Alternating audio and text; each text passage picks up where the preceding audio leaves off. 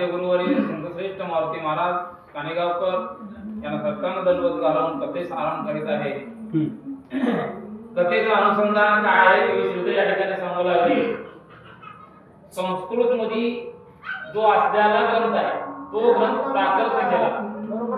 संस्कृताचा एक श्लोक जरी घेतला तर त्या श्लोकापासून अनेक शब्दांचा उच्चार अनेक शब्दांचा अर्थ कसा निघावं तसा हा महान ग्रंथ आहे म्हणून सांगतात. चंद्राचे अंगी निपदे चालले की दिनकरा पासाव देवी किरणे की जंबूनंदा पासाव सुवर्ण बावना कशी निपदे. महाराज सूर्य निघाल्यानंतर जसं सूर्याच्या अवतीभोवती त्याचे जे काही किरण असतात तसं हा ग्रंथ आहे.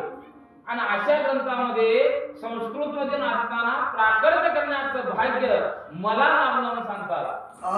की दुर्गा पासोनी नवली की अभ्यासा पासोनी आमती आरभू की चुरंगा पासोनी निपदत रसभरी दशरथ. बघा म्हणजे गाईचं दूध घ्यायचं आणि दुधापासून दही बनवायचं, दह्यापासून लोणी बनवायचं आणि लोणीपासून तूप बनवायचं. किंवा एखादा ऊस घ्यावं, ऊसाला गाळावं आणि त्याची साखर करावं किंवा गुळ करावं. अशा पद्धतीचा हा जो ग्रंथ आहे तो संस्कृत मधून प्राकृत केलेला आहे. की पुष्पा पासोनी परिमळ की रंभे पासोनी कर्पूर शीतळ मृगा पासोनी परिमळ मृगमार जेमिनी.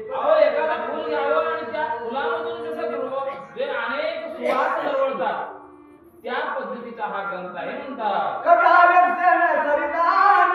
साहित्य तरंग अपरिणी प्रेमळ लहरिया अद्भुत ऐक्यारे परस्परे. महाराज म्हणजे कथा जसं ऐकावं तसं म्हणजे त्या ठिकाणी प्रेम उत्पादन होतं आपल्या अंतकरणात. त्या ठिकाणी भावना पारमार्थिक करावं, रामायण ऐकावं, भागवत ऐकावं अशा प्रकारचा म्हणलं भाव अंतकरणात त्या ठिकाणी होते सांगतात. अमृत होणी गोड गोरान परिणती नयेच्या केली दृष्टांता विषयी गंधरसी नसणे सर्वता. महाराज म्हणलं अन्न पंचपक्वान्नाचं केलेलं आहे, परंतु आपल्याला आपल्या जीवेला जर चव लागत नसेल मग काय उपयोग आहे पंचपक्वान्न अन्न करून. तसं महान अशा प्रकारचा ग्रंथ आहे. आपण ज्ञानी आहोत आणि आपण त्याला मनपूर्वक म्हणजे त्या ठिकाणी त्याचा जो काय रस आहे, अमृत आहे ते आपण सेवन करावं म्हणून सांगतात. रत्न खाली रूपाचारी कैसे दृष्टांत कथा माधारी कमलावती सरोवरी शोभानये सर्वदा. महाराज मला दृष्टांत दिल्याशिवाय या ग्रंथाला शोभाच नाही किंवा अध्यायाला शोभाच नाही म्हणून सांगतात. की मनधावी नसकवण की सदभावावी न कीर्तन की जतन समी नावी दृष्टांत वीन महाराज कीर्तन तर त्याला काय सद्भावना विवेक जागृत असला पाहिजे, मनोभावे त्याच्यावर प्रेम केलं पाहिजे तर कीर्तन रंगते महाराज, नाही तर कीर्तन रंगत नाही. त्या पद्धतीनं ही जी काही ग्रंथ आहे त्या ग्रंथाला अनेक दृष्टांत कवी श्रीधरानं दिलेला आहे. म्हणजे दृष्टांत दिलं तरच मला हा ग्रंथ शोभवान दिसतो म्हणून सांगतात. अरण्यकांड अरण्यात दृष्टांत वृक्ष विराज ते आनंद कळे पंडित सदासे मोठ स्वानंदे. मग आता हे अरण्यकांड सुरुवात आहे. मग अरण्यकांड कसं आहे, अगदी परिमळ आहे. परिमळ म्हणजे जो व्यक्ती त्या अरण्यामध्ये गेला की त्याचं मन भरून येतं, सुहास दरवळतं आणि त्या पद्धतीचीच कथा आता अरण्यकांडामध्ये आहे म्हणतात. अरण्यकांड वसंतवन ते देवादेवी शक्ती पूर्ण क्रीडा करीत मुळासे करोळ संत सज्जन परिसादे. आणि बघा म्हणजे अशा अरण्यकांडामध्ये पुष्पवाटिका आहे, सुगंध दरवळू लागलेला आहे आणि तिथं सरस्वती गायन करू लागले आणि त्या सरस्वतीचं गायन कुणी ऐकावं, आपण ऐकावं. म्हणजे अरण्यकांड ऐकल्याचं सार्थक होतंय. आज चित्र कुटामुनी अयोध्या नाद सीता चौरी नवे निरभक्ताची उद्धरी जगन्नाथ. असं मागील अध्यायाच्या ठिकाणी कथा झाली. आता अरण्यकांडाच्या ठिकाणी जे काही चित्रकूट पर्वत आहे त्या चित्रकूट पर्वतापासून रामप्रभू, लक्ष्मण आणि सीतामाई निघू लागलेले आहेत.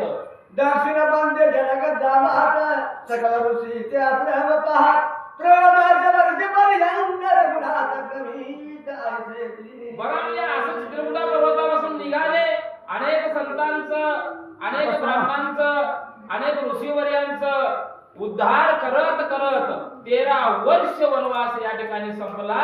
पुढं काय होतंय? भागात्रिती आश्रमापती यथा झाला जनक जापती तो देखील दत्तात्रय मूर्ती अविनाश स्थिती आणि पुढे पुढे भद्रिका आश्रम त्या ठिकाणी लागलं आणि प्रत्यक्ष दत्तांचं जे काय असणार भेट प्रभू रामचंद्राला झाली म्हणून सांगतात. सह्याद्री श्रीराम आचार्य समेघश्याम त्रिदत्तात्रय पूर्ण ब्रह्म देत थे मातयाते. महाराज राम कसा अवतार पुरुष आहे, परंतु दत्त कसा पूर्ण ब्रह्म असा असणारा दत्त आहे आणि त्या दत्तांची आणि प्रभू रामचंद्रांची भेट झाली म्हणतात.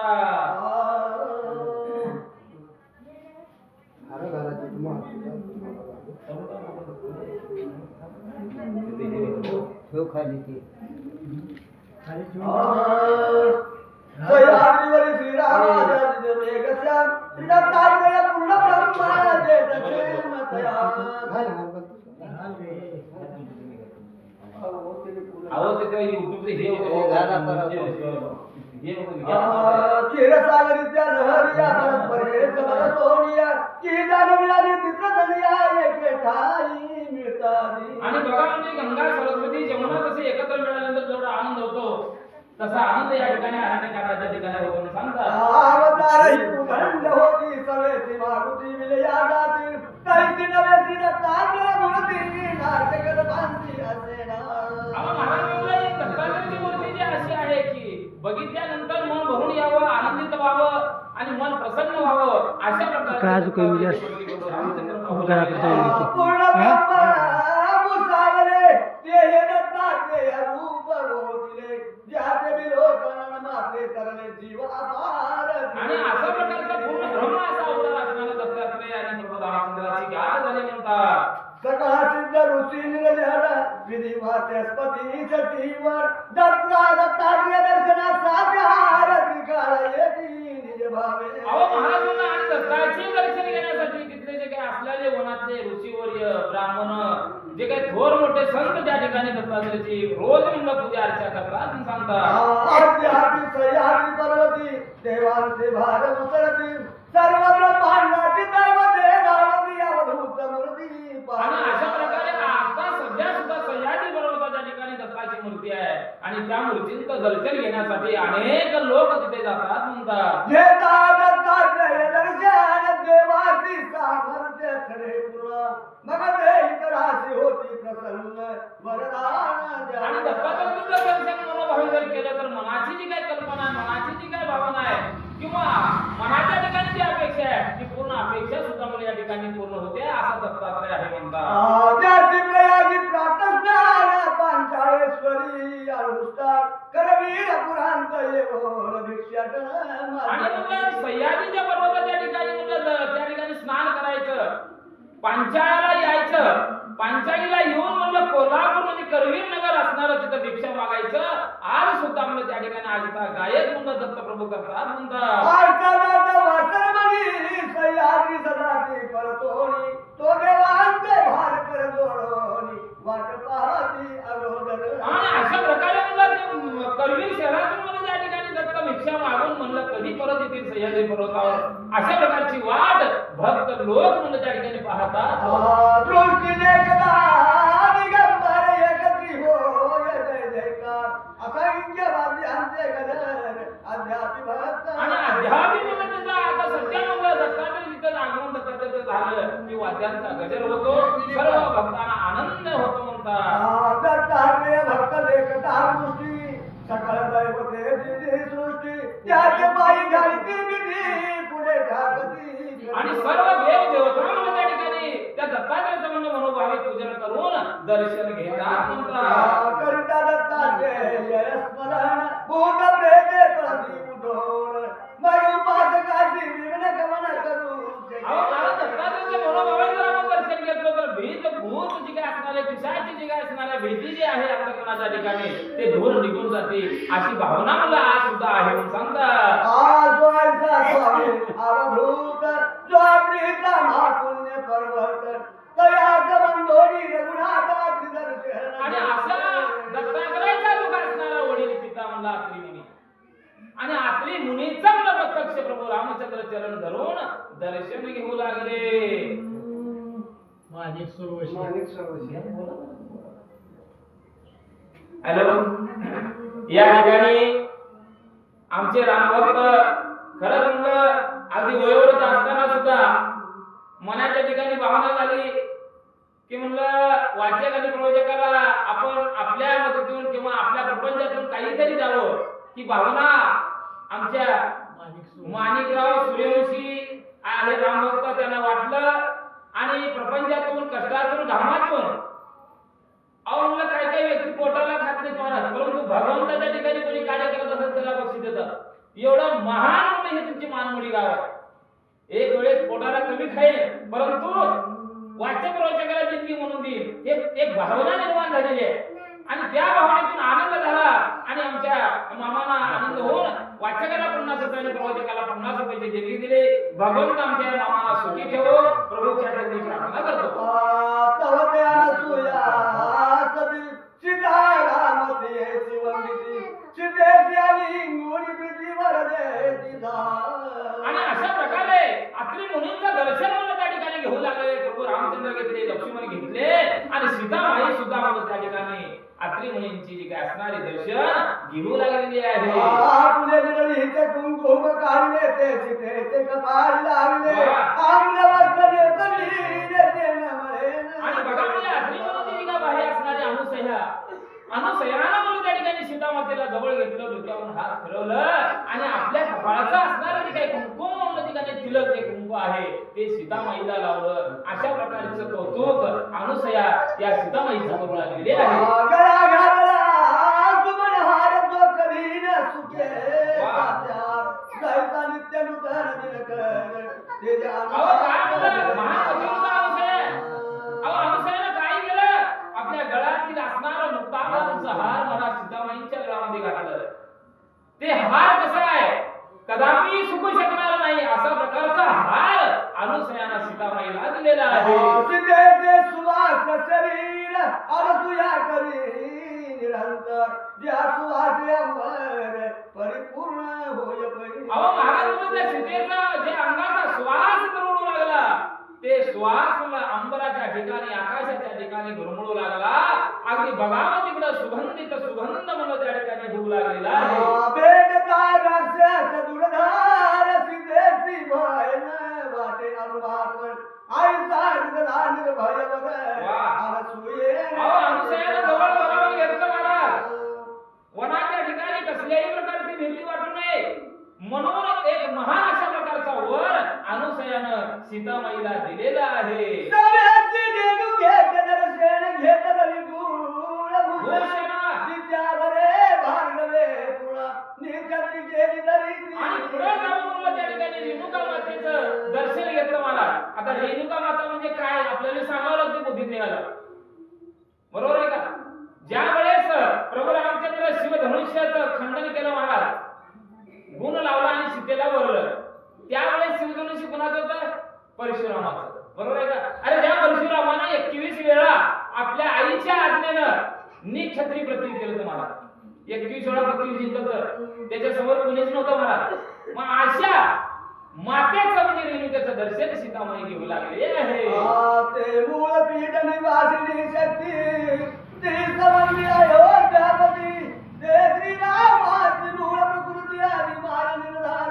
आणि रेणुका माता म्हणजे मूळ प्रतीक आहे मुलं मूळ ही जी असणारी माया महाराज आणि ती मायाच म्हणजे अगोदरच्या अवतारामधली ही मूळ माया रामाचीच आहे म्हणून सांगतात. ते प्रथमावताराची जननी तीच कौसल्य झाली सुभवेनी श्रीरामस्तवी बळोडी आई कात्रवणी सादर. आणि ती रेणुका माता प्रभू रामचंद्राची आई म्हणून कौशल्य मातेचं रूप धारण त्या ठिकाणी झालं अवतार घेतली. अशा रेणुका मातेचं दर्शन सर्वजण घेऊ लागले. जय जयादी तुम्हारी के जय जय मूळ पीठ नाही के सकळ कल्याण सौभाग्य दाई के जगदंबी के मूळ प्रकृती. मूळ प्रकृती म्हणलं हे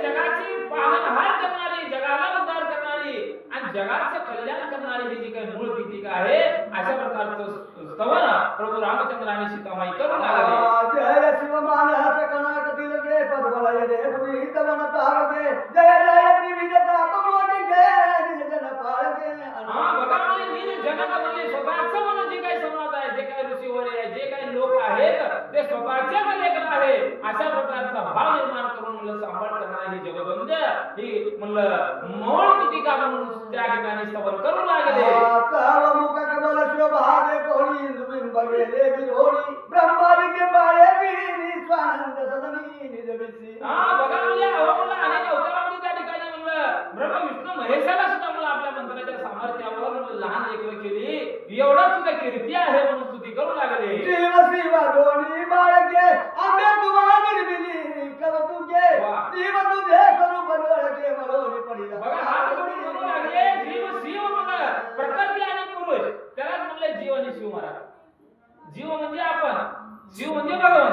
मग अशा प्रकृती पुरुषाचं जे काय मूळ बीज असणार तू आहेस म्हणून पुन्हा स्तवन करू लागले.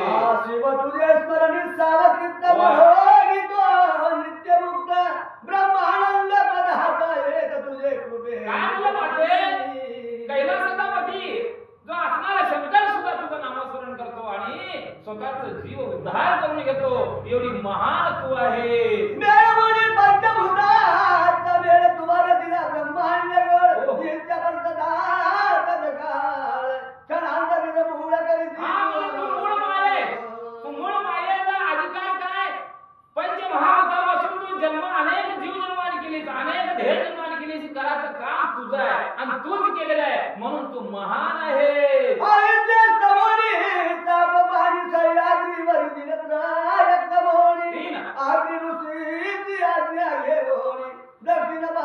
अशा पद्धतीनं सह्याद्री पर्वताच्या ठिकाणी महाराज 3 रात्र प्रभू रामचंद्र मुक्कामी केले. त्यावेळेस अत्रि मुनींची आज्ञा घेऊन पुढे मार्गक्रमण करू लागले.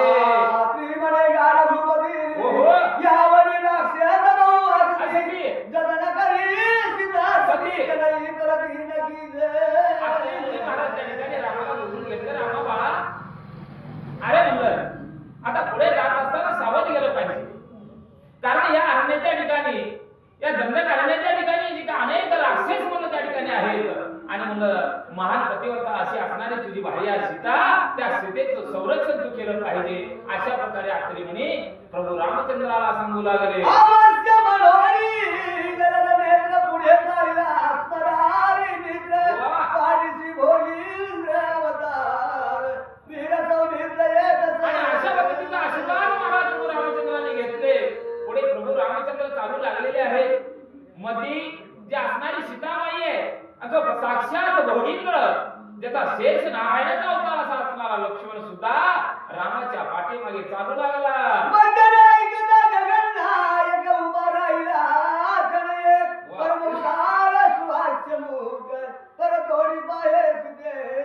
बघा म्हणजे महाराज अत्रि मुनीच्या मुखातून शब्द निघाला, पायी चालू लागले. प्रभू रामचंद्र तेवढंच ध्यानात ठेवलं महाराज आणि पुन्हा पुन्हा सीतेमाईला मागे वळून पाहू लागले.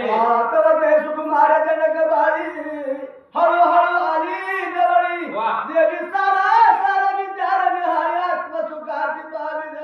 अहो बघा म्हणजे प्रभू रामचंद्र महाराज बघू लागले. पुन्हा पुन्हा सीतामाईला बघत असताना आनंद होऊ लागलेला आहे. अगदी कोवळी मुलगी अशी असणारी म्हणजे पायात चप्पल नसताना आनंदाच्या ठिकाणी जाऊ लागली. पुन्हा पुन्हा आमचे राम त्यांच्या पायाला नाहू लागले, सीतेच्या मुखाकडे बघू लागले. अशा प्रकारची अवस्था त्या ठिकाणी आहे. सोके पतिव्रता मंडळ विलोकी श्रीरामाचे वदन जयावरून कोटी बदल वाढवून टाकावे. त्याने नवरा बायकोचं प्रेम कसं असतंय आता ही नवरा बायको झालेलाच कळते मामा, बरोबर आहे का? नवरा बायको मग आता नवरा बायकोचं प्रेम आहे. भगवंत मालक आहे महाराज ब्रह्मांडाचा. सीता बघू लागलेली आहे मुखाकडं आणि त्यावेळेस राम सुद्धा बघू लागले आणि एकमेकांचं प्रेम नुसत्या नजरेने व्यक्त करू लागले. बघा आता नजरेने व्यक्त करू लागले. आता आम्ही हायच्या नवरा बायको हा आपण बी जमताय सर. आता मी मात्र महाराज रामभाऊ मी मात्र बायको आणि मी एकदा जेवायला बसतो महाराज. दिल सत्य वस्तू ते हेल खरं आहे का? आणि तिला स्वतः भाकरी कुसरून देते अर्धी म्हणून हे घालते एवढी प्रेम आहे बरं का काय भगवंताची कृपा काय करावं मागं नाही परंतु झालं काय जेवत असताना माझ्यासारखं येडं आलं आणि बघितलं त्यानं काय केलं माहिती का शेजारी बायको म्हणजे महारती आणि महारतीची बायको एका सामना जेवते ते किती मजा किती प्रेम आहे म्हणलं आता मी बी उद्या जाऊन बायकोच्या सामना जेवायला असतो म्हणलं हे केलं रे मामा गेलं बायकोला नवर वाटलं जेवायला आहे नाही म्हणलं तुझ्या बरोबर जेवणारा तुझ्या बरोबर जेवणारा बायकोला ठेवून दिली ना येडावा म्हणली माझ्या सगळं जेवायला मला लाज वाटते का नाही म्हणली कधी किती वाटली घेणार हे मला आता काय करा भांडण पेटली की बोलायचं बंद नाही तेव्हापासून म्हणून लोकांचं बघून करायला जायचं आपल्याला जेवढं जेवतं तेवढं मग काय झालं ती परवा घडली मामा भाऊजी मग त्या नवरा बायकोचं बोलणं अनामत बंद झालं शर्यत घातले बोलत त्यानं शरद जिंकत बोलत त्यानं शरद म्हणजे शरद काय कशाची ती लेकराची माती शरद मार फक्त शर्यत एवढं शब्द मग दोघं नवरा बायको खुरपायला गेले सोयाबीन खुरपायला गेल्यावर पाऊस पडलेला होतं थंडी वाजवलेली इळभर खुरपायला चालू केलं मला दुपारपर्यंत खेचा खुरपा त्याच्या खुरप्यात त्याचा खुरपा ह्याच्या खुरपा पण बोलणं ते बोललं की शरद जिंकतंय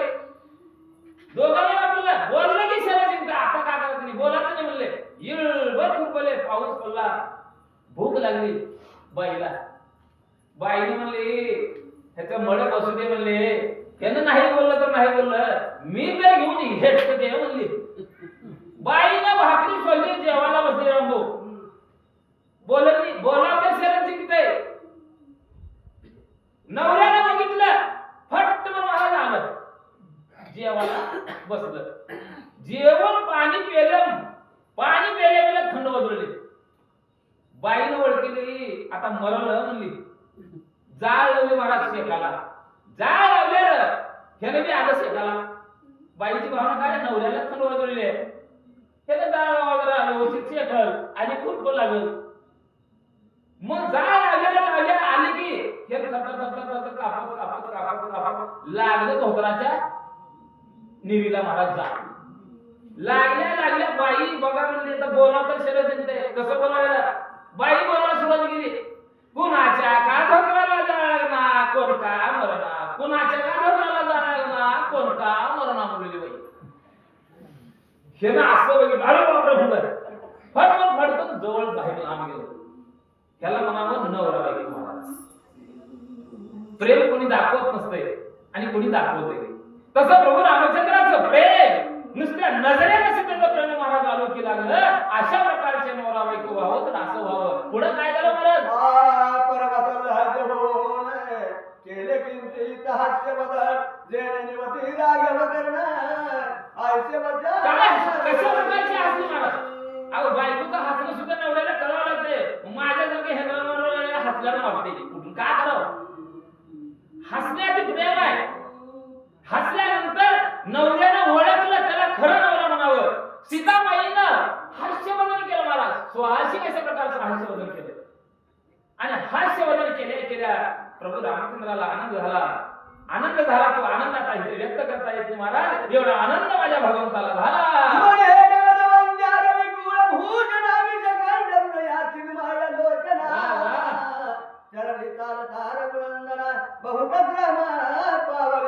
बघा म्हणजे एवढं कष्ट सीताबाईला होऊ लागलेलं आहे परंतु हे कमलोदवा हे माझ्या मालका म्हणले तुम्ही कधी बाहेर निघाला अयोध्येच्या बाहेर उन्हामध्ये फिरली पायात चप्पल न घालता कधी फिरलेलं नाही आणि जगबंद्या तुमच्या पायाला फोड आले का तुम्हाला त्रास होऊ लागा बघा ह्याला म्हणावं प्रेम महाराज हिनं तर आहे कसं कवळी मुलगी आहे महाराज आजू बाहेर फिरलेली नाही राजाची लेक आहे परंतु हिला त्रास होत असताना स्वतःचा त्रास न दाखवता नवऱ्याचा त्रास व्यक्त करणारी त्याला म्हणावं बायको महाराज त्यावेळेस प्रभू रामचंद्राला वाटू लागलं खरंच मुलं धन्य आहे मी बोला परम सुकुमार लक्ष्मण चरणी चालता पावलासी लोक जायची जाऊन गुण सागरा बैसा बघा म्हणले आणि लक्ष्मण सुद्धा त्या ठिकाणी चालू लागलेला आहे आणि चालत असताना थकवा झाला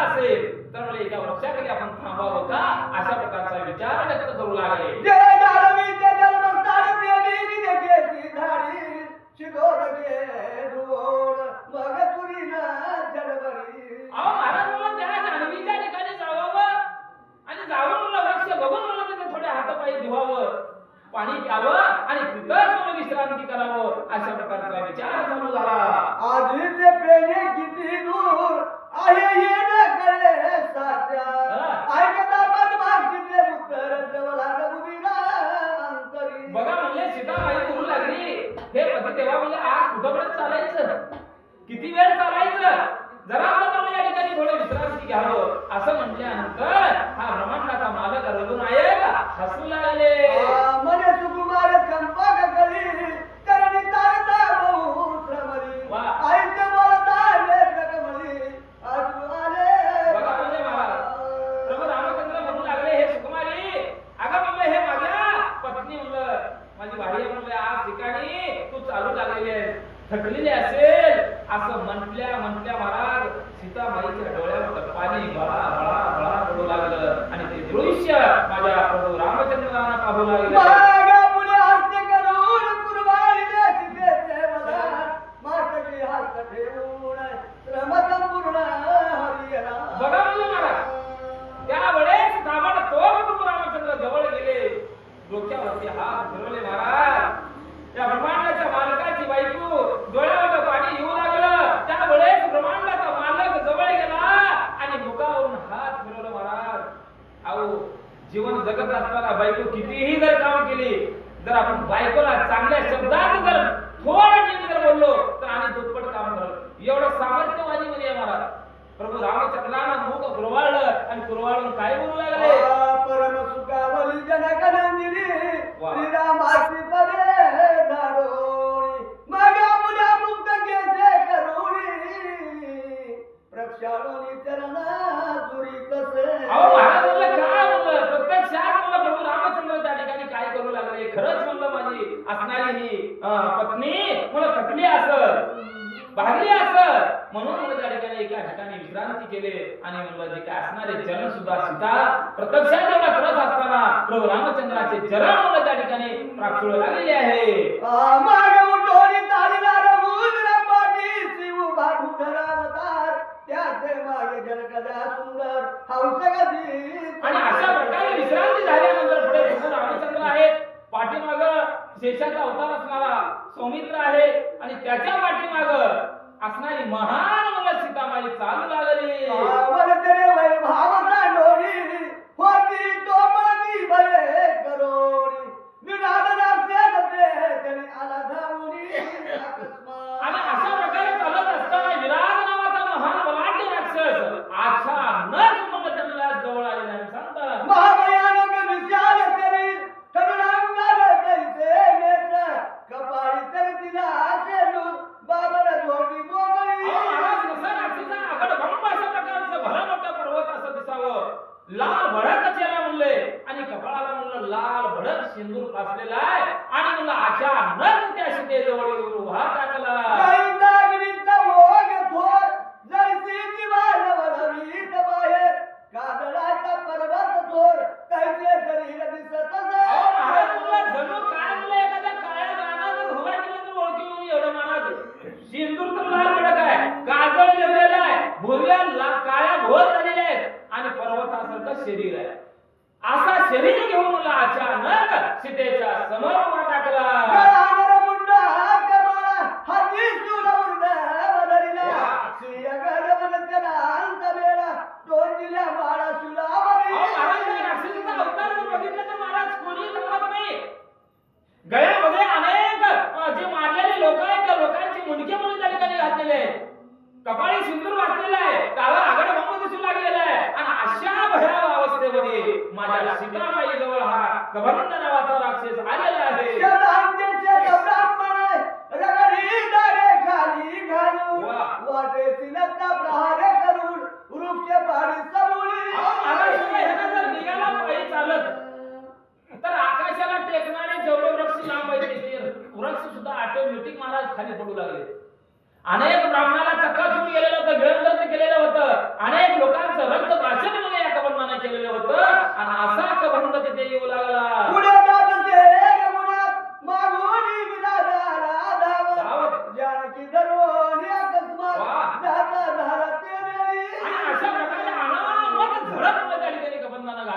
आणि सीतामाईला ताबडतोब उचलून घेऊन चालला. जय सांगोली तस्कर निघोनी धनकुंभाताय घेऊनी अकस्मात व्याघ्र घेऊनी नेत उचलोनी. अहो महाराजांना एखादा तस्कर राहावं, चोर राहावं आणि घर म्हणून अनावत शांत झोपलेलं राहावं आणि पटकन येऊन मला चोरी करून पळून जावं, तशी अवस्था कबंधाने केलेली आहे. के हो बचारत निगेश्वर जायत्या रूपात घेऊन कैसा विधान दुर्धर जात वेगे करूनी. महाराजांना एखादा स्नान कुत्रा यावं आणि स्वयंपाक घरामध्ये अचानक शिरावं आणि अनावत टोपलं घेऊन जावं, तशी अवस्था कबंधाने केलेली आहे. करुणास्पद करुणी विवेक जानकी मने मित्र कुल टिळका धाव धाव अयोध्या नायका जगव्यापका. आणि अशा प्रकारे कबंधाने सीतामाईला उचलल्यानंतर प्रभूची धावा त्या ठिकाणी करू लागले. धाव धाव रे भगवंता, धाव धाव रे रघु टिळका आणि धाव धाव या जगाच्या मालका म्हणून प्रभू रामचंद्राची त्या ठिकाणी धावा सीतामाई करू लागली. परतोरी पाहे राजवाक्य तो सगळ लागले वनी वृक्ष नयनीने दिसे प्रत्यक्ष कोणीकडे बघा गेला. म्हणजे अशा प्रकारचा धावा प्रभू रामचंद्रानं ऐकल्यानंतर पाठीमागं परत म्हणजे त्या ठिकाणी बघू लागला. त्यावेळेस म्हणलं तर कुणीही तिथे त्या ठिकाणी दिसणार, कारण इतके वृक्ष मोठे होते की आकाशाला टेकलेले का अशा प्रकारचा भास व्हावं असले भले मोठे वृक्ष होते. आणि त्या वृक्षाच्या आड कबंधानं सीतेला घेऊन गेला. ठरला लागता लक्ष्मण धनुष्याची योजना अर्ध चंद्रबा तत काळ वृक्ष छेदून केले वान निर्मुळा. आणि त्यावेळेस ताबडतोब लक्ष्मणानं आपल्या धनुष्य काढला, गुण लावला. महाराज एकच अर्धचंद्र नावाचा बाण सोडला आणि असणारे जे काही अरण्य होतं, झाडी होती, वृक्ष होतं, त्याचा भुई सपाट माझ्या लक्ष्मणानं केलं. धनुष्य तडवून धनागता माते पाजारीले तेव्हा विराधाते जैसा मृगेंद्र भाग जाते तैसी लक्ष्मणी हाक फोडली. प्रभू रामचंद्राने एक बाण काढला, एकच बाण काढला तर महाराज ताबडतोब विराधाचा कंठ स्नान त्या ठिकाणी झाला म्हणून सांगता. आरे नक्षत्र धरी धीर माझा बाण घडत भवतोर तुझे आयुष्य सागराचे वीर प्राचीन तांदूळ धारे. बघा मला आता हे बाण जे उडवलं होतं ते अगदी म्हणलं रामाचा बाण कसा एक पत्नी एक वचनी आहे म्हणलं महाराज. आणि एक बाण आहे, तो बाण जर भाग्यातून सुटला तर ते जीव घेतल्याशिवाय परत येत नाही. अशा प्रकारचा बाण कबंधावर सोडलेला होता सांगता. महाव्याघ्राचा विभाग दे कैसा नेऊन वंदेल जंबू आदित्याच्या कळामध्ये तोडी कैसा निजंगे. अहो महाराज म्हणलं एखाद्या पहारा असताना एखादा चोर जावावं आणि चोरून घेऊन या जमल का? पहारेगिरी असतात, पहारेगिरी त्याला आतमध्ये जाऊ देणार नाही, कारण अखंड पारा असतो. मग अशा चोरी होत नाही. मग अखंड पारा देणारा हा सौमित्र लक्ष्मण आहे. आणि लक्ष्मण आणि राम म्हणजे जगाचे मालक असल्यामुळं सीतेची चोरी कदापि होऊ शकत नाही, तू घेऊन जाऊ शकत नाहीस म्हणता. काळाच्या हातीचा दंड अभंग केवी देऊ सके झोटिंग वासुकीचा विषदांत सवे दुर्धरू केवी पारी बा. अहो महाराज म्हणले एखाद्या विषारी सापाचं जे काही दात आहे ते दात विषारीला काढून टाकला तर तो निकामी होतो, त्याला त्याचा अर्थ राहू शकत नाही. त्या पद्धतीने म्हणलं ताबडतोब प्रभू रामचंद्रानं बाण त्यावरती सोडलेला होता. विराट म्हणे तू मानामध्ये गोष्टी सांगतोस यातात तरी तुझे करील पिष्ट मुष्टी घाते आता. बघा मी बाण त्या ठिकाणी सोडू लागलेला आहे राम. त्यावेळेस विराट बोलू लागला. रामा म्हणले अरे बाबा तू मानव आहे आणि मी म्हणलं राक्षस आहे, आणि माझ्या राक्षसासमोर किंवा माझ्या समोर तुझी कुठल्याही प्रकारची विद्या चालत नाही. तुला नुसतं एक घास कसं गिळावं तसं गिळून टाकता म्हणू लागला. करी धावते वायूचे खंडन ऐकनाने तोडले दोन बाण त्याही दोन्ही भुजा उडवून गेले घेऊन निराळ पंथे. अहो महाराज प्रभू रामचंद्राची दोन पायाची आग मस्तकाला गेली. ताबडतोब दोन बाण महाराज त्या ठिकाणी रामाने सोडले आणि त्या दोन बाणाचं जे काय लक्ष आहे त्या कबंधाचे दोन्ही हात वरच्यावर उडून गेले. कवेची सूर्यमुख सरे शिर भेदने कौशल्या कुमरे विमानी देव देवे काळे पुष्प जंभार वरकवी. आणि अशा प्रकारे तिसरा बाण म्हणून रामाला मारला. कबंधाचा शिर आकाश मार्गाच्या ठिकाणी गेला. त्यावेळेस 33 कोटी देवाला आनंद झाला. विराट पावला दिव्य शरीर वासी विनवी जोडोनी कर म्हणे मी गंधर्व तुंबर नाम पाले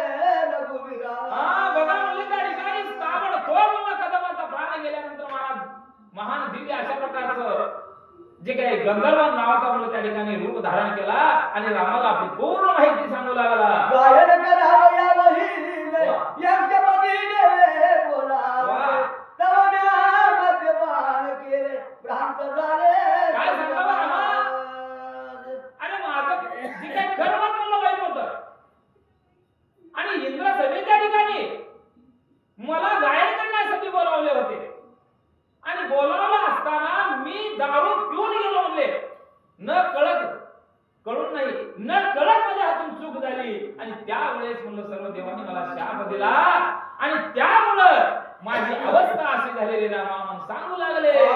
कंदील उमटता स्वरा मग कुबेर सोडिले शाप शस्त्र म्हणे तू होय निशाचर महावर. देवांची बैठक चालू आहे. गायनाला बोलावलं होतं. कुबेरानं बघितलं स्वर निघाला मला कारण मद्यपीन अवस्था होती. स्वर न निघाल्यामुळं कुबेरानं शाप दिला. काय शाप दिला? अरे म्हणलं आता ताबडतोब तू महान अशा प्रकारचा राक्षस होतील अशा प्रकारचा शाप रामा मला कुबेरानं दिलेला होता म्हणून हे दोघांची पाळी आली. मरम्या करुणा भागिना थोर उद्याप बोलिला कुबेर तुझं वली वली रघुवीर तरी उद्धार होय तुझा. आणि त्यावेळेस मला मी रडू लागलो. काकुळती कुबेराला आलो आणि माझी दया कुबेराला आली आणि कुबेरानं मला उत्साह दिला. काय उत्साह दिला?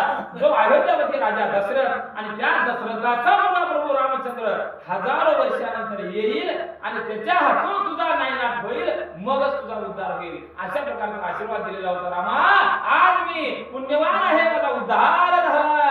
राघवावर सिद्धास्त्र मी विदुर येते रजनीचर माझ्या बेने दशतीर चळ चळा थोर कापत बदलली स्वतःचा पराक्रम या ठिकाणी सांगू लागला. कबंध मानव रूप धारण गंधर्वाचं रूप धारण झालं महाराज आणि मला 10,000 वर्ष तुला रामा तुझी वाट पाहत बसावं लागलं त्याच अरण्यामध्ये.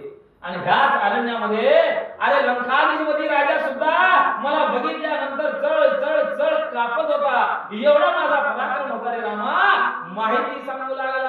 असो माझा उद्धार झाला येते मनोनी मंदिरे रघुनाथात विमानी बैसोनी त्वरित स्वस्थानासी पावन. आणि अशा प्रकारे माझा उद्धार भगवंता तुझ्या हाताने झाला असं म्हटला आणि ताबडतोब विमानामध्ये बसला आणि वैकुंठाच्या ठिकाणी हा गंधर्व निघून गेला म्हणता.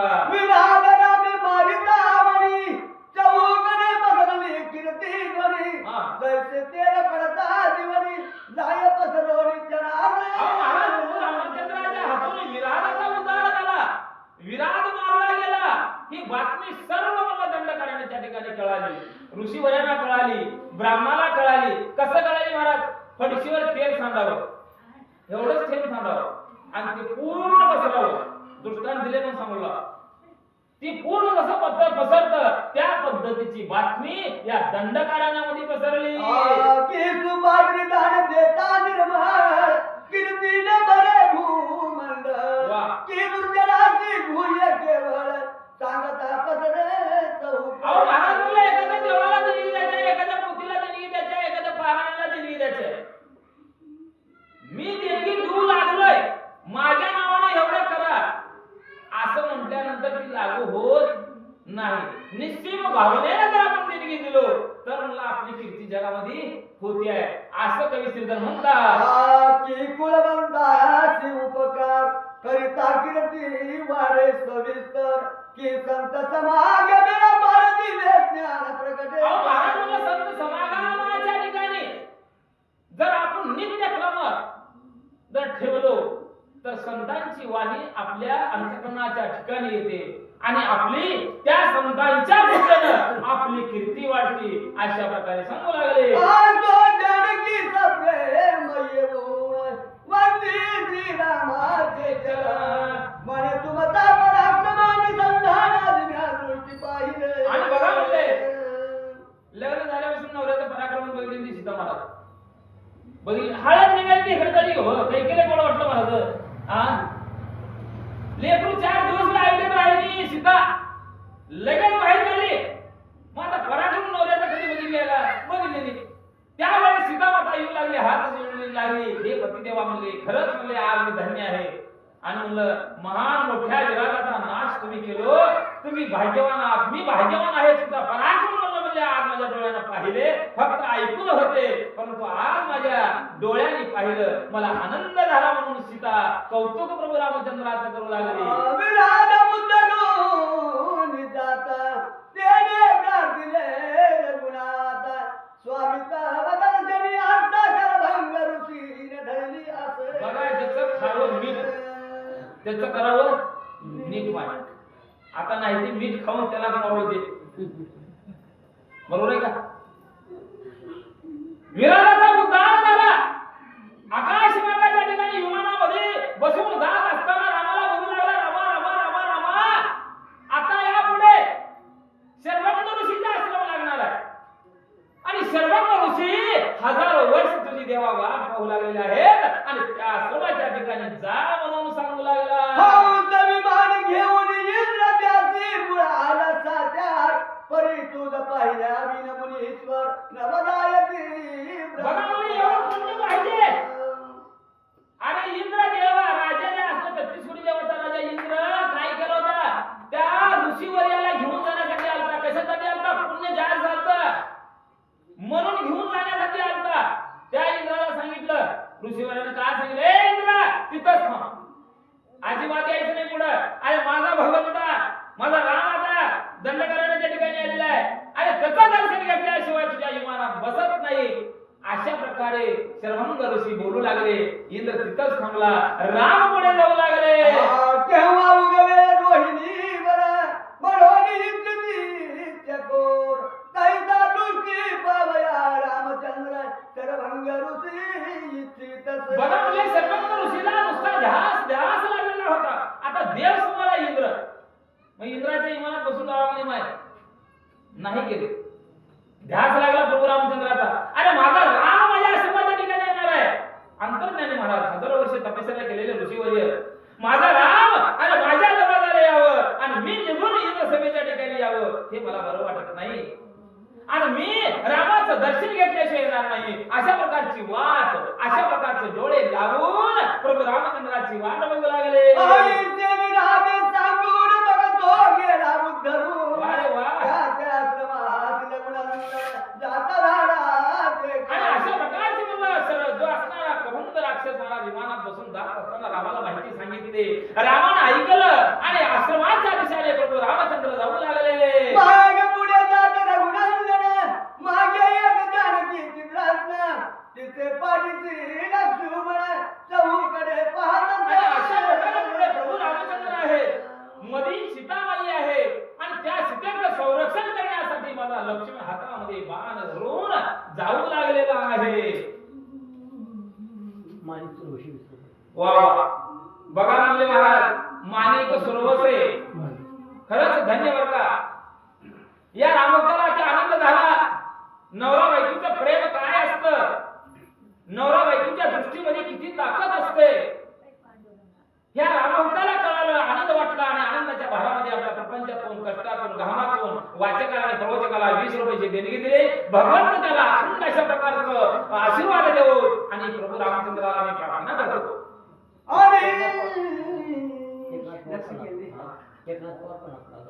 एकनाथ पवार याही रामभक्ताला आनंद वाटला अहो भाव निश्चित जर असलं पोती कळते महाराज बरोबर आहे का हा तुम्ही काय नाराज होऊ नका महिला मंडळाला तुम्ही जरी नाही दिलं तुम्ही एवढं ऐकायला आला हेच मला दिल्यासारखं आहे बरोबर आहे का मला गरज नाही धनाची किंवा बक्षिसाची परंतु तुम्ही माझ्या जर समोर राहिलो तर लाख रुपये दिल्यासारखं मला वाटणार आहे कारण ऐकायला माणसं असेल तरच तथा माहिती मला एकनाथ पवार यांना सुद्धा मला या ठिकाणी नवरा बायकोचं प्रेम कसं असावं ह्या राम विजय ग्रंथातून त्यांनी ऐकलं आनंद वाटला आणि आनंदाच्या भारातून आपल्या गावातून कष्टातून प्रपंचातून म्हणलं आपल्या खिशाला कातर लावली आणि महाराज वाचकाला 50 रुपये प्रवाचकाला 50 रुपयाची देणगी दिली भगवंत त्यांना सदैव सुखी ठेवो आणि गयतील नदीचर मनोरीचा पाटीला विलास बळया सुमित्रा कुमार पाटीला काय अगोदर पडलेलं होतं महाराज चहा पडल्यावर ताक फुकूनच प्यावं लागतंय खरं का मग आता चहा कमी बोलत ते लोक 80 रुपये किलो साखर झाल्या म्हणतात आता काय गरज नाही म्हणा आता आम्हाला सुद्धा लाभ उठलेली आहे रोज मानवडीचे माणसं हात जोडले कपडे घेऊन गावात आलो, चहा प्याला चला चहा प्याला. कारण कसा माहिती आहे का, वेगळी गोष्ट महाराज, प्रत्येकाचा प्रपंच सारखा नसतो. हा खरं तर म्हणून त्या ठिकाणी अगोदर घडलेली होती, भीती वाटलेली होती. कबंदाला सीतेला घेऊन गेलेलं होतं, म्हणून सीतेला मध्ये घेतलं. अगोदर सीता पाठीमागे होती दोघांच्या, म्हणून घेऊन गेलं. म्हणजे ही घेऊन जायचं कारण काय, कबंदाचा उद्धार व्हायचा होता, म्हणून ही धरावं लागलं आणि घडवावं लागलं महाराज. मग आता सीतेला मध्ये घेतले आणि माझा लक्ष्मण बाण लावून चालू लागलेले आहे. म्हणतात ओ वृक्ष छायेत लक्ष्मणा, टाई टाई बैसे पद्मनयना, स्वाग टाकूनी मध्ये लक्ष्मणा, कावराना आधी कोठे. बघा म्हणले महाराज, सीतामाई चालू लागलेली आहे. सीतेला त्या ठिकाणी विश्रांती घ्यावं वाटू लागलं. वृक्ष बघायची, सावली बघायची, त्या सावली खाली घडीवर बसायचं आणि पुढे चालायचं. पुढे गेले की आणि झाडाखाली बसायचं आणि चालायचं. आणि लक्ष्मणाला भाऊजी भाऊजी मला थकवा आले हो, भाऊजी मला थकवा आले हो, अशा प्रकारची विनवणी सीतामाई लक्ष्मणाला करू लागली. तो वृक्षातळी सर्व साक्षी, जो चराचर चिंता परिसी, पद्माक्षीचा मार्ग लक्षी, उभा राहुनी क्षणी. आणि ज्या वेळेस ही पद्माक्षी असणारी सीतामाई महाराज वृक्षाखाली बसू लागली, त्यावेळेस माझा लक्ष्मण धनुष्याला धून लावून सीतामाईचं संरक्षण करू लागला. पुढे सरभंगाच्या आश्रमाला भूमीला येता झाला दया सागर, हो. तहु कडून धावले ऋषीश्वर जैसे पुरा गंगे. आणि अशा पद्धतीने चालत माझं गमन करत प्रत्यक्षात ज्या ठिकाणी शर्वांग ऋषी होते, त्यांचं आश्रम होतं, त्या आश्रमाच्या समोर हा राम लक्ष्मण आणि सीतामाई पोहोचलेले आहे. कांडोनी समाधी तपासरण लगबगा धावती ब्राह्मण, वा. सरभंग निघे करून राम दर्शनात. अहो महाराज, मला अनेक ऋषीमुनी त्या आश्रमाच्या ठिकाणी तप आचरण करत होते, वेद वाचत होते, पुराण वाचत होते, शास्त्राचा अभ्यास करत होते. परंतु आता देव इथं आल्यानंतर शास्त्राची गरज नाही, पुराणाची गरज नाही, वेदाची गरज नाही. अहो साक्षात देव आहे. मग आपण पोथी पुराण वाचता का बरं? देव भेटण्यासाठीच वाचतोय की, देवाची कृपा होण्यासाठीच वाचतोय की. मग आता देवच इथं आलेला आहे. सगळे ब्राह्मण उठले, पटापटा उठले आणि प्रभू रामचंद्राच्या चरणी होऊ लागले. सरभंग महारुषी परिगणित कुष्ठ भरला त्यासी, दिल करील धरुणी भेटीसी, येत झाला श्रीराम. बघा मुले, सर्व ऋषी आश्रमाच्या बाहेर आले महाराज. शरीर क्षीण झालेलं होतं, सुरकुती या शरीरावर पडलेल्या होत्या. परंतु माझा देव या ठिकाणी आलेला आहे, माझा भगवंत या ठिकाणी आलेला आहे. आपण जावं म्हणून आश्रमाच्या बाहेर आले आणि प्रभू रामचंद्राला पाहिले आणि रामाची भेट घेऊ लागले. पहिले शरीर दांकुण घरी ठेवी तो ब्राह्मण, वा. क्षणभरी तुझे रूप धरून राम अहो महाराज, थंडीमध्ये वयवृद्ध माणसाचं कातडामुळे त्या ठिकाणी सोडलं जातं, कारण थंड असते आणि स्नान करायचं म्हणलं तर थंडच पाणी गो. आश्रमात तिथे कुठं तर गरम पाणी आहे. परंतु ऋषीवर्यांची ताकद, स्वतःचं आचरण, स्वतःचं सामर्थ्य, त्यावेळेस रामाला काहीतरी वाटलं. कारण आपलं असलं शरीर जीर्ण झालेलं आहे, चेहऱ्यावरती शिंपित्या पडलेल्या आहेत, हातावरती शिंपित्या पडलेल्या आहेत, पाय उरलेले आहेत. आणि अशा अवस्थेमध्ये माझ्या भगवंताजवळ जर गेलो तर भगवंत नाव ठेवेल, हा विचार ऋषीने केला. आणि थोडा घडीभरात म्हणलं दैदिप्यमान अशा प्रकारचं शरीर स्थापन शर्वांग ऋषीने केले आणि माझ्या प्रभू रामचंद्रासमोर आले. आजो देखो ना ऋषी स्वराज्य भाग, वा. कांतांग नवीत राम सवित, वा. सरभंगा सहित विप्ररागले आलिंगिरे. आणि अशा प्रकारे क्षणाच्या आत म्हणलं महाराज शर्वांग ऋषी जवळ आले. प्रभू रामचंद्राला कडाडून मिठी मारले. जसं शर्वांगाने मिठी मारलं तसं सर्व ब्राह्मण, जे सर्व ऋषी वर्य माझ्या रामाचं दर्शन घेऊ लागले. सरभंगाच्या आश्रमात राहते झाले एकनाथ, सीता सौमित्र समवेत राम पुरीला सरभंगे. आणि अशा प्रकारे सर्वांग आश्रमाच्या ठिकाणी महाराज एक रात्र सीता, लक्ष्मण आणि राम राहिले आणि मनोभावे सेवा म्हणलं शर्वांग ऋषीनं या तिघांची केलेली आहे. लक्ष्मण ऋषी ते पुसतात, ते खाली काय कापत, सरभंग उडवून दावीत सोमित्रात. बघा म्हणजे महाराज, दैदिप्यमान शरीर ऋषीवर्याने करून घेतलं होतं, परंतु चुकून म्हणलंय ह्या बगलाच्या खाली म्हणलं जरा खून राहिलेली. आणि तिथं लक्ष्मणाचं गेलं आणि लक्ष्मणाने विचारपूस केली, ऋषीवर्या अहो तुमचं शरीर म्हणून या ठिकाणी असं कसं झालेलं आहे, काय भानगड आहे, तुम्हाला वेदना होऊ लागली का नाही, अशा प्रकारचा प्रश्न लक्ष्मणानं शर्वंग ऋषीला विचारले.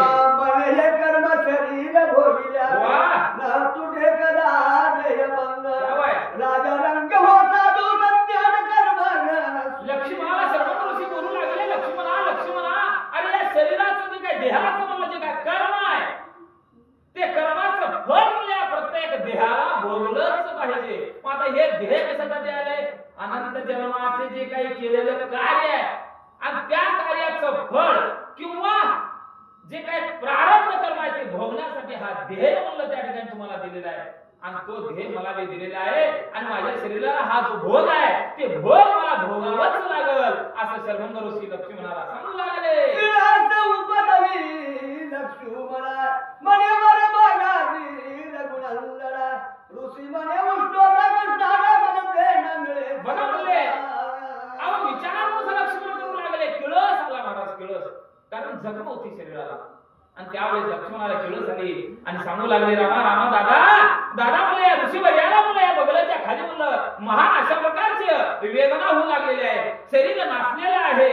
म्हणलं काय झालं, त्यांची विचारपूस करावं म्हणल्यानंतर राम विचारू लागले आणि त्यावेळेस ऋषीवर्य म्हणू लागले, अरे रामा म्हणले काही नाही म्हणले, अरे अखंडत्व म्हणलं थंड पाणी अंघोळ केल्यानंतर जे काय होणारा त्रास आहे त्या ठिकाणी थंड पाण्यामुळे माझं शरीर उडू लागलेलं आहे, उष्ण पाणी मला या ठिकाणी आरामाच्या ठिकाणी नाही, त्याच्यामुळे ही जखम झालेली आहे असं शर्वंग ऋषी रामाला सांगू लागले. शीतोदके स्नान नित्य तेने शरीर हे उलट वाह! ऐसे ऐकोने अवनी जागांत काय बोले. आणि अशा प्रकारे बातमी शर्वंग ऋषीने सांगितल्यानंतर प्रभू रामचंद्र काय बोलू लागले, आज तुम्हाची उदक देऊन प्राप्त काही करू गमा ओ रात्री संपका चंड किरण उदया करी उगवला. हा बघा मुळे रामाला शब्द दिले महाराज, ऋषीवर्याला हात जोडले, उद्या दिवस निघायच्या आठ म्हणलं सूर्य उदयाला आल्या म्हणलं तुम्हाला उष्ण अशा प्रकारचं पाणी मी तयार करतो एवढं आश्वासन देऊन प्रभू रामचंद्र निघू लागले. ऋषी आज्ञा घेऊन त्वरित पुढे चालिले रघुनाथ ऋषी वदनाचा विसर पडत श्रीराम येत गौतमी तीरा. आणि अशा प्रकारे म्हणलं सर्वांग ऋषीचं म्हणलं त्या ठिकाणी दर्शन घेऊन वचन दिलं महाराज, उष्ण पाणी तयार करतो म्हणून रामाने बोललेलं होतं. परंतु ऋषीवर्यांच्या धानस्थ अवस्थेमध्ये गो ब्राह्मणांच्या उद्धारासाठी जात असताना प्रभू रामचंद्राला हा वचनाचा विसर पडला आणि विसर पडल्यानंतर प्रभू रामचंद्र काय करू लागले, गौतमीच करिता स्नान तो आठवले ऋषी देवते मग धनुष्याची लावून अग्निबाण सोडिता जन लागता. आणि अशा प्रकारे म्हणून त्या ठिकाणी गंगेत स्नान करत असताना प्रभू रामचंद्राला आठवण झाली, कारण स्नान थंड पाण्यात राम करू लागले. त्यावेळेस आठवण आली की म्हणलं वचन मी ऋषीवर्यांना दिलेला होता, काय दिलेला होता, उष्ण पाणी मला त्या ठिकाणी पाठवतो देतो हे वचन मी दिलेलं होतं आणि मला विसर पडला.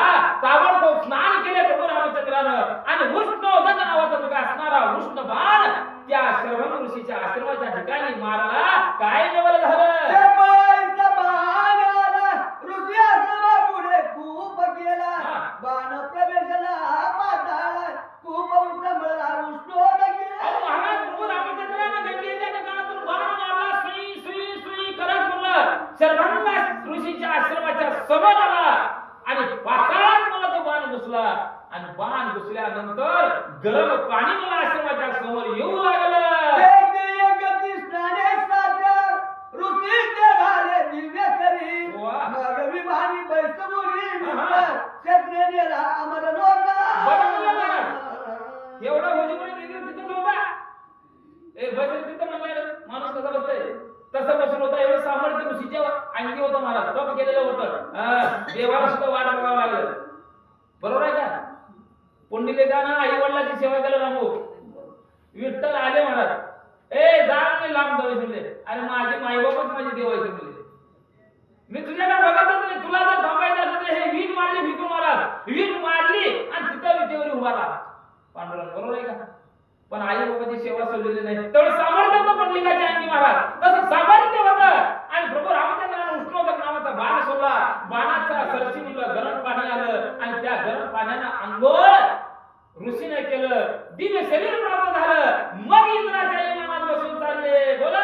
मग सुतीक्ष्णाच्या आश्रमाप्रती वा. जाता झाला जनक जापती. शाबास. मार्गी तापसी बहुत मिळती श्रीरामाचा. आणि पुढे जात असताना महाराज धर्म करत जात असताना सुतीक्ष्ण नावाचा जो काय असणारा ऋषीवर्य आहे आणि त्या ऋषीवर्याच्या आश्रमाच्या ठिकाणी प्रभू गेले म्हणतात. नाना प्रकारचे तापसी कित्येक देवरूप पुरुषाग्रवासी एक वृद्धा अत्यंत वाचेसी शब्दाला पुढे बोलता. आणि बघा मी अनेक ब्राह्मण त्या ठिकाणी होते. मला तपश्चर्या करू लागलेले होते. कोणाला बोलायला येईना बरोबर बडबड बोलू लागले. कारण वय झालेलं होतं. अशी अवस्था प्रभू रामचंद्राला त्या सुतीक्ष्ण नावाच्या ऋषीवर्यांच्या आश्रमाच्या ठिकाणी दिसून आलं. एक दंतहीन बहुकाल फळे घेतावया काकेची उकळ नग्न मौनी जटाधारी सकळ दुग्धहारी फळारी. अहो महाराज म्हणला तपश्चर्या केलेले ब्राह्मण होते, ऋषीवर्य होते. नग्न अवस्थेमध्ये म्हणून त्या ठिकाणी त्यांना कपडा नको, लत्ता नको, कुठल्या प्रकारचं काही अंगाला संरक्षण नको. अशा पद्धतीत म्हणला काही ऋषीवर्य म्हणला अंगात तुडून खाऊ लागले, फळाच्या झाडाला जाऊ लागले. अशा प्रकारचं दृश्य प्रभू रामचंद्रांना पाहिलं. असो सुतीक्ष्ण आश्रमापासी आला कर युती निवासी. वा. मग परमानंद होत ऋषीसी रघुपतीची भेट. हा बघा म्हणजे अशा प्रकारे प्रभू रामचंद्र प्रत्यक्षात सुतीक्ष्ण नावाच्या ऋषीच्या आश्रमाच्या समोर गेले. त्यावेळी त्या ऋषीवर्याला सुद्धा रामाकडे पाहून आनंद होऊ लागला. ते विक्रमोनी तीन वात. त्रिनयन हृदय दिवन वा. त्रिभुवनपती रघुनंदन पुढे ते दोरीचा. बघा म्हणजे अशा प्रकारे सुतीक्ष्णांच्या आश्रमाच्या ठिकाणी प्रभू रामचंद्र, लक्ष्मण आणि सीतामाई 3 रात्र मुक्काम केले महाराज. आणि 3 रात्र मुक्काम झाल्यानंतर ऋषीवर्यांना निरोप देऊन पुढे मार्गक्रमण करू लागले. तो गौतमी तीर पावन पाहता पांचाळेश्वर रम्य स्थान तेज वृत्ती दूर कायण रामचंद्र ऐकिले. आणि अशा प्रकारे पुढे जात असताना गौतमी तिरीच्या ठिकाणी गेला. आणि जात असताना या पाठळातून आवाज निघू लागला, स्वर दुमदुमू लागला. आणि तो स्वर माझ्या प्रभूच्या कानावरती आला. पुढे काय झालं बघा. रघुत्तमाते सांगते तापसी हा. येते मंद कर्ण महाऋषी परम कपियाचे दोराची जैसा घासी भास्कर. हा बघा म्हणून त्यावेळेस प्रभू रामचंद्राने तपश्चर्याला विचारलं, ऋषीवर्याला विचारलं. आणि म्हणलं जमिनीत आवाज येऊ लागला, ही नवल मी बघलो म्हणले. मग त्यावेळेस ऋषीवर्याने सांगितलं, रामा म्हणले की असं नवला म्हणले महान अशा प्रकारचा ऋषी या ठिकाणी होऊन गेला. त्याचं नाव आहे मंदकर्णी नाव.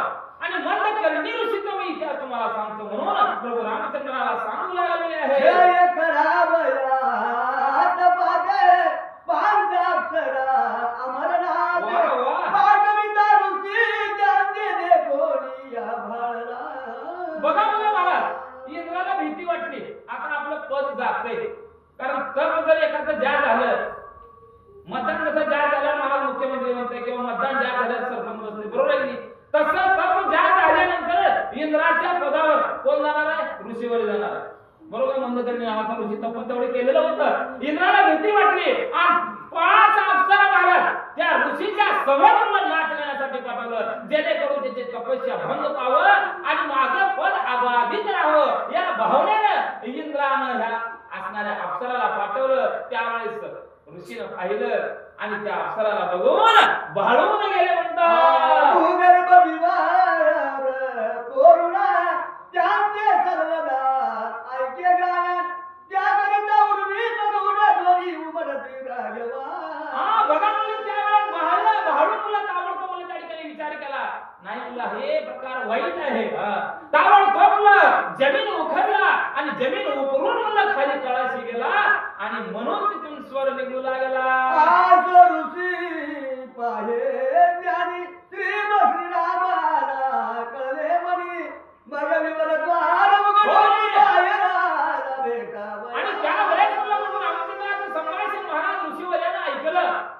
विवराचं दार खोललं आणि वरी येऊन प्रभूचं दर्शन घेऊ लागला. रामे वंदिले ऋषीचे चरण वा. आदरे भेटले दोघे जण. शाबास. मग आश्रमात निवड मित्र कुलभूषणा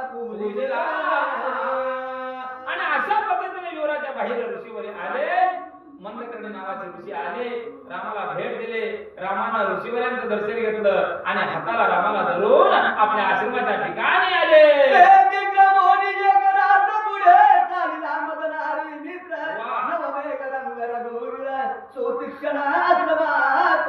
आणि अशा प्रकारे मला त्या ठिकाणी प्रत्यक्षात एक रात्र मंदकर्णी ऋषीवरांच्या ठिकाणी राहिले. सुतीक्षण ऋषी सुद्धा त्या ठिकाणी होते आणि एक रात्र मुक्काम करून त्याने पुढे मार्गक्रमण करू लागले.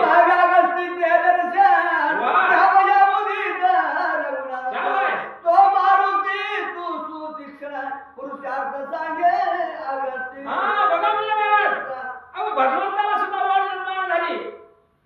अगस्त्य ऋषीचं दर्शन घ्यावं असा विचार प्रभूच्या मनामध्ये आला आणि त्यावेळेस सुतीक्ष्ण नावाचा जो काही ऋषी आहे ते ऋषीवर प्रभू रामचंद्राला अगस्त्यचा महिमा सांगू लागले.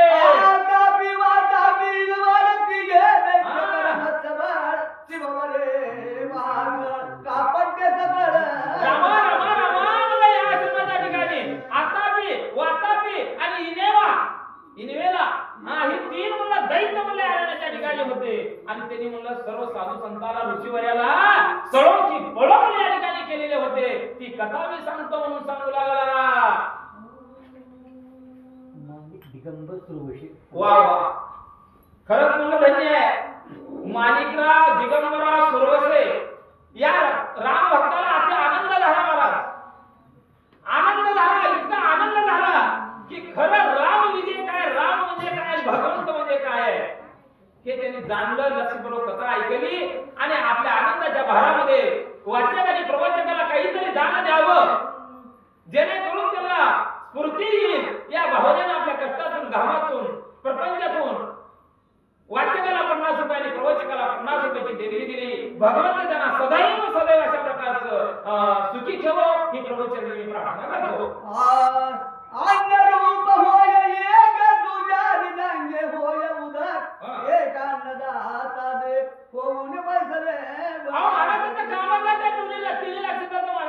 एक व्हायचं अन्न, एक व्हायचं उदकाची पाणी आणि एक जण बोलावणाराचं ह्यांची साखळीच हो.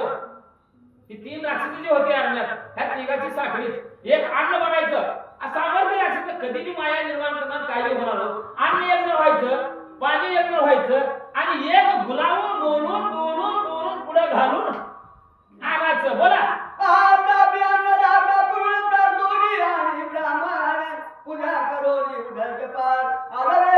आणि तिसरा माणूस म्हणून त्या ठिकाणी असं काय करायचं, आश्रमाच्या ठिकाणी जायचं. बघा म्हणजे आमचा गरीबाचं जरा जेवा, गरीबाच्या घरला या, गरीबाच्या आश्रमाच्या ठिकाणी यायचं. अशा प्रकारची हुलकावून त्या ठिकाणी द्यायचं ब्राह्मणाला आणि आणायचं आणि मारून खायचं. हे धंदा त्यांचा होता म्हणून रामाला माहिती सांगू लागले.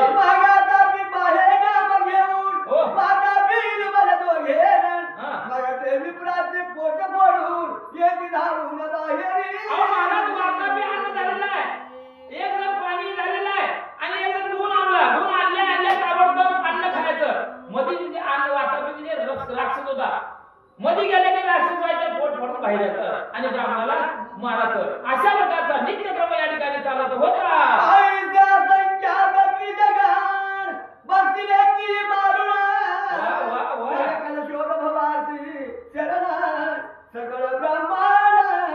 आणि अशा प्रकारे अनेक दिवस म्हणलं राक्षसांना मारून म्हणून त्या ठिकाणी खाऊ लागले ही तिघ भाऊ.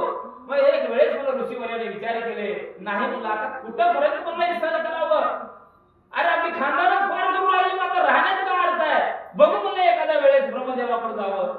त्याने सर्वांनी मिळून ब्रह्मदेवाकडे गेले आणि प्रार्थना करू लागले. देवा देवा म्हणले, काय म्हणलं त्या अरण्याच्या ठिकाणी आम्हाला विनाकारण त्रास त्या ठिकाणी तिघ देऊ लागलेले आहेत, त्याचा बंदोबस्त कसा करावं अशा प्रकारचा विचार त्या ठिकाणी आलेला आहे.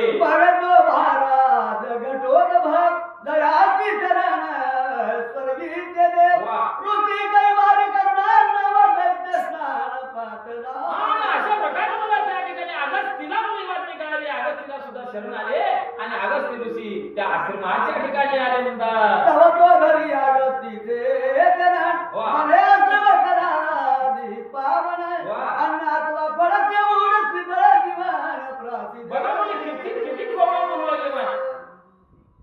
महाराज म्हणजे आमच्या गरीबाच्या घरात चला, तुमचे पाय म्हणला आमच्या आश्रमाला लागू द्या. तुम्ही जेवगा ना पाणी नाही जरी गेलो तर चालत, परंतु तुमचे पाय जर आश्रमाला लागले तर आमचा उद्धार होईल. हे राक्षस बोलत द्या महाराज अगस्त्य ऋषीला. त्यावेळेस अगस्त्याला कळायला होतं आता ह्यांचं बघू म्हणजे अगस्त्याच्या मनात आलं आता आश्रमाच्या ठिकाणी जायचं, त्यांना बघायचा हा विचार केले आणि अगस्त्य ऋषी काय करू लागले. मुखी सदावे धान्ययन पाठीसी सदा धनुष्यबाण तवा दामी ब्राह्मण कापट्य वेसे पातला. आणि मग अगस्त्य मुनीचे महाराज अखंड अशा प्रकारची मुखावट नामस्मरण पाठीमागे धनुष्यबाण आणि त्याच वेळेस आतापी नावाचा राक्षस त्या अगस्त्य ऋषीकडे गेला. शुभ्र धोत्रे यज्ञोपवी तिळे कुजमुद्रा मिरवत धोत्रे बोली सरसावी क्षमा बहुता धरली. बघा मुली याचना करू लागला. महाराज म्हणले आमच्या आश्रमाच्या ठिकाणी या, आमच्या घरामध्ये येऊन 2 घास जेवण करा, उगे एखादा गिलास पाणी प्या, आमचं समाधान होते. अशा प्रकारची विनंती हे करू लागले. काची दावी आचार परिअंतरी दुराचार वृंदावन फळ सुंदर अंतरी काळकुटा. महाराज म्हणाले एका वरून माया दाखवायची, महाराज म्हणायचं या म्हणायचं, पण मनात म्हणजे काय असणार काळ अंतकरणाच्या ठिकाणी ठेवायचं, कारण याला घरात बघायचं ह्याचा काटा काढायचा याचं धरणाचं काम आहे. अशा प्रकारे चालू लागलं की बरीच देवीदारी दावी प्रदान सेवा करू की सडबीचा लक्ष आरंभी वचन गोड परी. महाराज म्हणाले एखाद्या नवरा बायकोचा प्रेमच असतो की महाराज, आयुष्य जरी गेलं तर नवरा बायकोत नाही, बायको नवरा करत नाही, लई नमुनीचे ते महाराज शेवटपर्यंत जुळत नाही. नवरा बायको झाले तेवढंच खरं आहे, पण मरेपर्यंत एकमेकाचं तोंड बघितले असले नमुने लई येते जगात.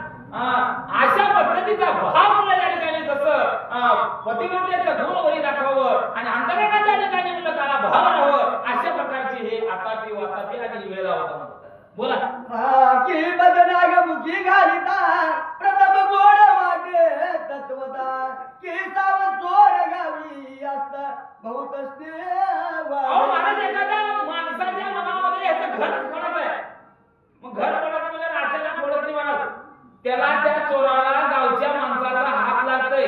खरंय का मामा? चोरी तुमच्या गावात होती आहे, गावातला माणूस त्याला हात द्यावा लागतोय, त्याला अंदाजा द्यावा लागतोय, अंदाजा बांधावा लागतोय, मग मानवडी जीवन फरकात चोर करू शकते. नाहीतर चोराची काय हिंमत आहे होते मामा? होत नाही. तसा हा प्रकार या ठिकाणी चालू झालेला आहे. की विषकुंभ भरला समजता वरी अमृत घातले की दावीत शिष्य दावीत गुरु सेवा. महाराज तुम्हाला अमृत आहे मध्ये विष आहे, एखाद्या मडक्यामध्ये विष भरलेलं आहे आणि त्या विषावरती थोडं अमृत टाकावं, थोडं अमृत टाकलं काय वाटतं ते त्याला अमृत आहे का अमृत खावं, परंतु अमृताचा घोट घेतला त्याच्या सरती विष मध्ये जावं आणि त्या मनुष्याचं नाही ना व्हावं. कशा प्रकारची जात आहे म्हणतात कुटुंबाचा आनंद रंग आरंभी दावी सुरंग किंवा नटे धरले सोंग विरक्ताचे व्यर्थ. महाराज म्हणून एखादा मध्यमी माणूस असला त्याला जरा नमुना करायला लागते महाराज, उगा सोंग करायला लागते, सोंग करायला गेलं ते अंगलट येते बघा, कधी कधी अंगलट येते महाराज. तसं अंगलट ह्या तिघाला आलेलं आहे. बोला कैसा दावी बावकार ऋषीत दावी बहुरसाळ वरी शब्द रसाळ फार आंतरिकात. आणि अशा प्रकारचं गुण वरी माया त्या ठिकाणी दाखवू लागला, पण अंतर्यामी काय आहे काळ कपट आहे आणि अशा कपटानं जाऊन त्या ऋषीवर्याला बोलावून आणावं लागले. कापट्य वेसी आश्रमानेत अगस्ती वाटापी फळे वेगळ्याची वोनिया बाई. बघा मी आता विनंती केलं अगस्त्य ऋषीला आश्रमाला नेलं, वातापी झाला फळ. आता ऋषीवर्य अन्न खात नाही, फळ खात होतं म्हणून फळ झालं. पुढे काय झालं बोला? अगस्तीने भक्तीने फळे उदे का नाही तो प्यासीले वा. तो कापट्य घेत म्हणून काही गेले कल शोध. बघा महाराज या ठिकाणी महाराज फळ महाराज अगस्त्य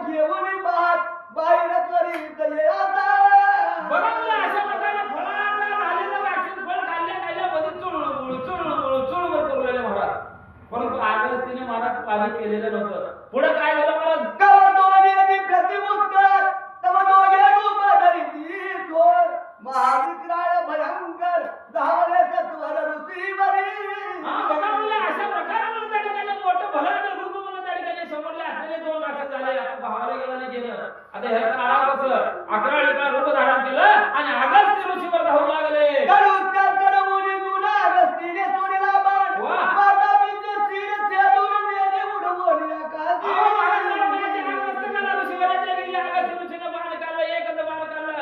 आता मी नावाच्या राक्षसाचं शिर आकाशाला उडवलं. गोगे निभाल देखून हा. निर्मल बळाला भेटून. वा, वा. तेव्हा तो घटक बाबा एक वेळेला पोटात, दुसऱ्या वेळेला पाण्यात, तिसऱ्या वेळेला बघितली वस्तुस्थिती. बाण काढला आणि समुद्रात उडी मारलं. परतासरणी अवघी जगती. वा. परिपाटना कोणी अगस्ती. शाबास. तेव्हा तो उदक होऊन कापडली. समुद्र जळी मिसळला. आणि अशा प्रकारे तो त्या ठिकाणी पळू लागला. पळत गेल्यानंतर अगस्तीचा बाण महाग आहे. महाग बघायचं, लगेच बाजायचं, पुढे पळायचं. हे बाबा आता मेलो रे बाबा म्हणायचं. असं करत करत ही जात राक्षसाची पाणी झालं, उदक झालं. उदक होऊन समुद्रात उडी मारलं. क्रोधायमान नुसती स्वरतन काळ पसरून दोन्ही कर. वा. आजमन करुणी सागर उदरा माझी. सागर ह्याला म्हणा सामर्थ्य, ह्याला म्हणा अगस्त्य ऋषी महाराज आणि ह्याला म्हणा वाचन. अगस्त्याने विचार केले की जात पाण्यात मिसळले. आता ह्याला एक जण घ्यायचे म्हणले. पूर्ण असणारं सरोवर तोंड आय केलं आणि समुद्रात सहित ग्रंथ केले. बोला. म्हणे उदार रघुपती आईचा पुरुषार्थी अगस्ती. त्याची भेट घेऊन निश्चिती सीतापती. आणि अशा प्रकारे त्या ठिकाणी सुतेष्ण नावाचा ऋषीवर एक कथा सांगलेली आहे अगस्त्याची. आणि असा पराक्रम असणारा अगस्त्य ऋषी आहे. आणि त्या अगस्त्य ऋषीच्या आश्रमाच्या ठिकाणी जावं, त्यांचं दर्शन घ्यावं, अशा प्रकारची माहिती ऋषीवर रामाला सांगू लागले. मागसुती कृष्णाची आज्ञा घेऊन या राम वा. चालीला कर्दळी म्हणा अगस्तीचा. आणि अशा प्रकारची आज्ञा महाराज प्रभू रामचंद्राने घेतलं आणि कर्दळी वनाच्या ठिकाणी पायी चालत दर मदर करत अगस्तीच्या ऋषी आश्रमाच्या पाऊल दिशेने जाऊ लागला. तो मार्गी अगस्तीचा बंधू वा. महामती नामचा पसिंधू. त्याच्या सभी आनंद कंदू सीता वल्लभा. आणि पुढे जात असताना अगस्तीचा जो असणारा लहान त्या ठिकाणी थोरला जो बंधू आहे, तो बंधूचा आश्रम त्या ठिकाणी होता. आणि त्या आश्रमाच्या ठिकाणी प्रभू रामचंद्र गेले. वेदग्रमुनी एक दिन पुढे जात रवी कुळभूषण. तो देखील अगस्ती देवण वा. शोभायमान. आणि त्यामुळे आश्रमाच्या ठिकाणी एक रात्र राहिली. दिवस निघाला आणि तिथून अगस्तीच्या आश्रमाच्या ठिकाणी गेले. छायाची तळस गण माझी नदिसे सूर्यकिरण. नारळी पोफळी गातांजळ गेले भेदुनी आणि अशा प्रकारे अनेक वृक्ष वंदी होते महाराज. अनेक काटेरी मुलं फळ फळावर होते. एवढं ओलांडून प्रभू रामचंद्र अगस्ती आश्रमाच्या ठिकाणी गेले. कल्पवृक्ष आणि चंद्रकर्ण वृक्ष आणि अर्जुन वाळ्याची बेटी सुवासिक पूर्ण कर्पूर अहो, त्या अरण्याच्या आश्रमाच्या ठिकाणी अनेक फुलांची झाडे होते. गुलाब होतं, चंपक होतं, जाई होती, जुळी होती महाराज. अनेक मोगरा त्या ठिकाणी होते. असा सुवास अगस्तीच्या आश्रमाच्या सभोवताली होतं. ते रामानं पाहिलं. धन्य धन्य ऋषी अगस्ती सापडे निर्वैर्य विचरती. वा. पारसी शास्त्र चर्चा करती. पंडित बोलती. काय त्या आश्रमाचं नवं महाराज. प्रभू रामचंद्रानं पाहिलं, कानानं ऐकलं. अनेक सर्प, गरुड, ज्याचा वैर भाव आहे, ते वैर भाव विसरले महाराज. आणि आश्रमाच्या ठिकाणी सर्व साप खेळू लागले. अनेक पशु पक्षी वेद बोलू लागले महाराज. वेद, अरे मुख प्राणी वेद बोलू लागलं. आता आपण रामायण कामावर ऐकून कोणी होय. अहो, वेद बोलू लागले. मुख प्राणी वेद बोलू लागले. तेवढं आश्रमाचं सामर्थ्य होतं. तेवढं सामर्थ्य अगस्त्य ऋषीच्या अंतःकरणाच्या ठिकाणी होतं. म्हणून पशु पक्षी वैर भाव विसरले आणि वैर भाव विसरून एक तल्लीन होऊन नामस्मरण करू लागले. ठाई ठाई वनांत शिष्य वेदाध्ययन करीत. न्याय मीमांसा सांख्य पडत तर्क घेत नाना परी. अहो महाराज, नाना प्रकारचा विषय त्या ठिकाणी रमू लागला. वेदांचा अभ्यास होऊ लागला, शास्त्रांचा अभ्यास होऊ लागला. त्यावरती अनेक ब्राह्मण तर्क वितर्क काढू लागले. म्हणजे तर्क वितर्क म्हणजे आणि जी अडचणी शब्दावली कुठली कमतरता आहे का, ह्या शब्दाचा अर्थ काय होतोय,